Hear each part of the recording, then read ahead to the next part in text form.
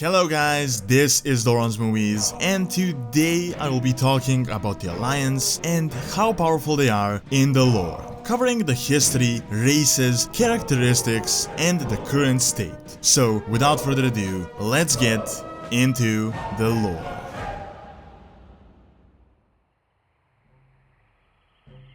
The original alliance was the Alliance of Lordaeron, a union of 7 human kingdoms together with the dwarves, gnomes and elves. This was a confederation formed out of necessity in order to defend against the invading orcish horde. The structure was very loose from the beginning, with some very reluctant members. This includes betrayal, as well as several members leaving due to disagreements following the conclusion of the Second War. Gilneas walled itself off, Stormguard left, and Quel'Thalas declared itself independent once again. While this seemed like not that big of a deal at the time, it was the perfect ground for what was to come. With the Alliance weakened, the Scourge organized the Plague from within, targeting the strongest member, Lordaeron. The king was killed by his own son, Prince Arthas Menethil, who then destroyed his kingdom and subsequently sacked Quel'Thalas, killing most of the High Elven population. This essentially led to the death of the Alliance of Lordaeron and a big change of the world of Azeroth. However, instead of the Alliance disappearing forever, it arose anew, stronger than ever.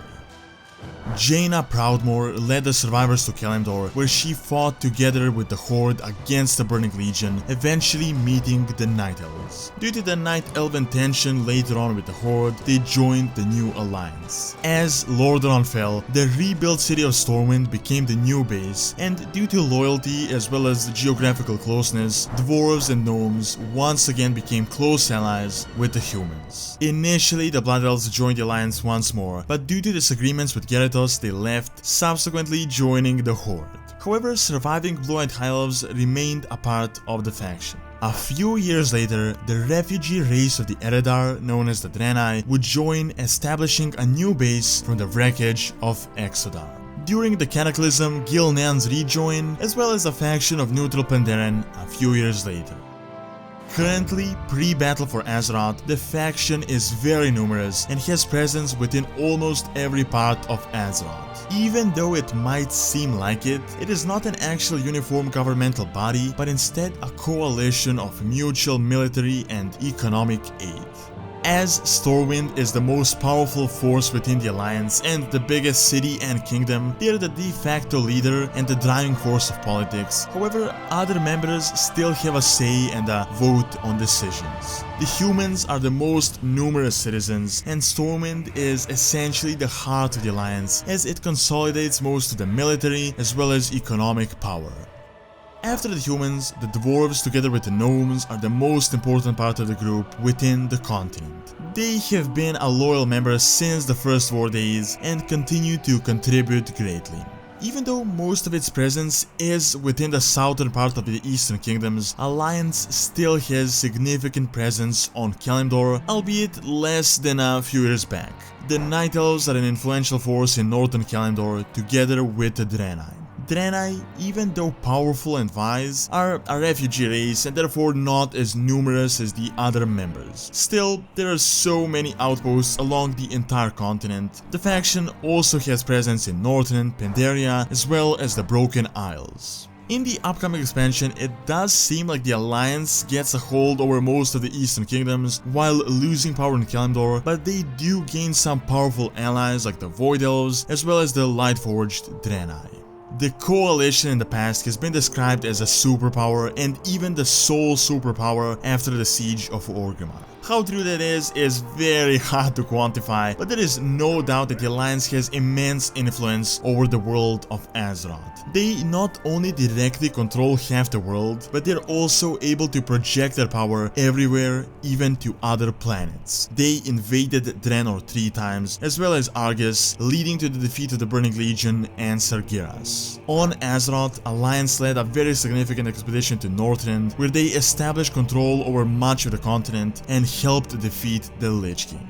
A similar scenario occurred in Pandaria, where they aided in the defeat of the Thunder King and various other foes. In the recent times they have been involved in many wars, mainly against the Horde, but also against other forces. They have won against the old Horde and have had victories and defeats against the new one. Technically, the Alliance conquered Orgrimmar, albeit taking a side in the Civil War, but nevertheless they invaded Orgrimmar and defeated the War Chief.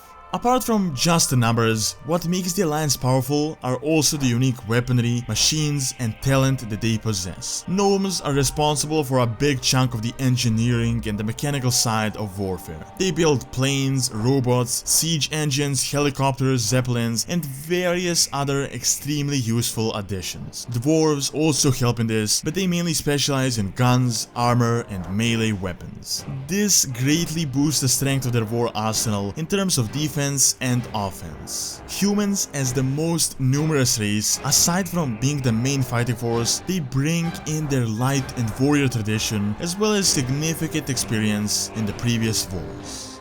Night Elves offer their ancient wisdom, together with the knowledge of druidism, healing, and being in balance with the nature, which, apart from helping in wars, also helps the Alliance maintain harmony in times of peace. Draenei, experience-wise, are unlike the Night Elves, having possibly the most experience in terms of the light, space travel, as well as waging war across the universe. With the history of Dalaran, the Alliance possesses great knowledge of the ways of magic, and most races are able to practice it. Some of the strongest wizards in the universe are members of the Alliance and greatly boost the strength of the faction. They contribute a lot to the research, and Alliance is responsible for most of the knowledge we have on magic today. In terms of transportation, due to the way the continents are formed, the Navy plays a big part in power projection. The Alliance is able to reach very distant parts just via civil transit, and they're also able to send powerful naval expeditions to hostile lands, holding their own in combat. Aside from sea transportation, Zeppelins play a big role as well, being much faster, mobile, and able to reach and hit the enemy by air. Power projection wise, we have seen the Coalition being able to build makeshift bases and establish control over not only new regions, but also new planets. Transfer of resources, building material, as well as forces is not a big problem for the Alliance. Mages and portals play a big part here, and this asset alone greatly increases their power.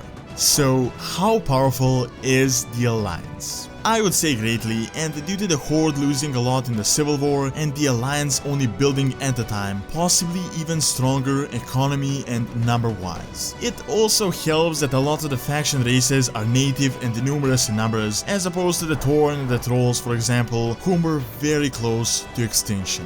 They were a part of the defeat of Sergeras and the Burning Legion, and now currently control half the planet. With the power projection, weaponry, abilities and races, Alliance is definitely one powerful faction. Alright, and that is all I have for this video. Do leave your thoughts below on what you think, and don't forget to like and subscribe, as it really helps out and keeps all the content going. Thanks a lot for taking time out of the day to watch this video, and see you next time.